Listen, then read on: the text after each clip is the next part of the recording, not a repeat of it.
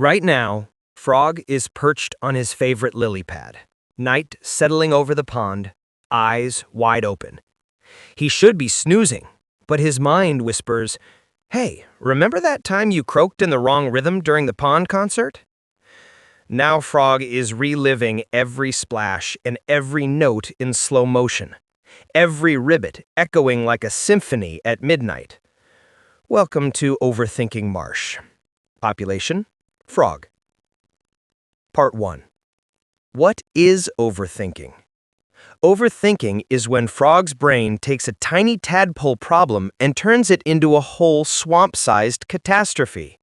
It's endlessly replaying past blunders or imagining disasters that haven't even happened yet. There are two main flavors, and Frog unfortunately loves both. Rumination: Frog keeps replaying past mistakes like an old frog cartoon on loop. Example, the time he leapt into the wrong pond and caused a full lily pad pileup. Worrying: Frog imagines the worst-case scenarios for the future. For example, what if tomorrow the flies disappear from the pond? Different flavors, same result. Frog's mind doesn't know when to stop. Part 2. Why does Frog overthink? Overthinking isn't a random bug.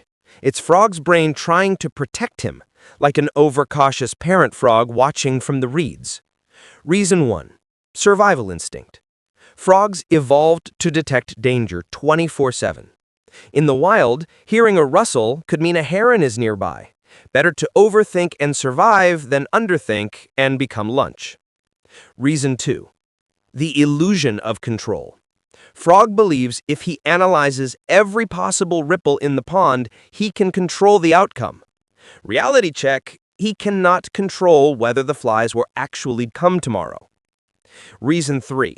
The dopamine loop. When Frog thinks he's solving a problem, his brain gives him a tiny pleasure hit. It feels productive, but it's really like hopping endlessly in a pond of stress. The price Frog pays. Overthinking charges interest, and Frog been paying for years. Decision paralysis. Frog spends hours picking which lily pad to rest on, then loses interest entirely. Lost sleep.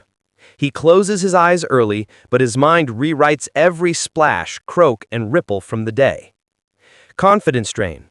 Frog doubts if he even knows how to leap properly anymore. Wasted time. While Frog frets, the pond life continues. Flies get eaten, lilies bloom. And worst of all, overthinking can make mistakes more likely. Frog frets so much about croaking perfectly during the concert, he ends up croaking out of rhythm. Part 4. Types of Frog overthinkers. The time traveler. Stuck in yesterday's pond drama or worried about tomorrow's fly shortage. The detective.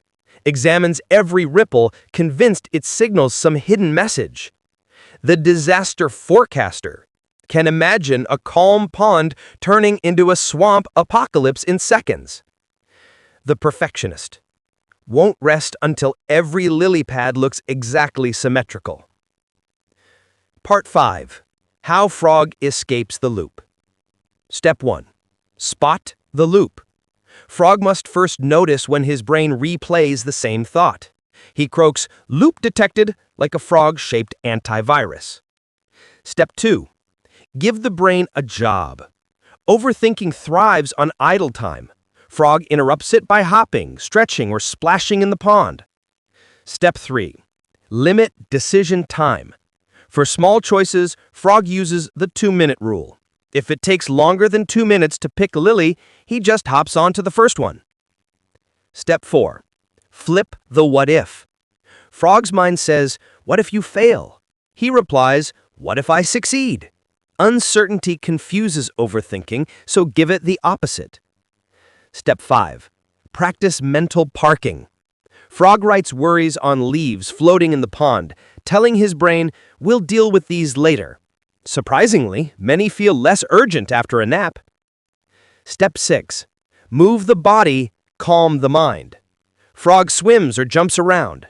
Motion shuts down the mental hamster wheel and resets his brain. Step 7.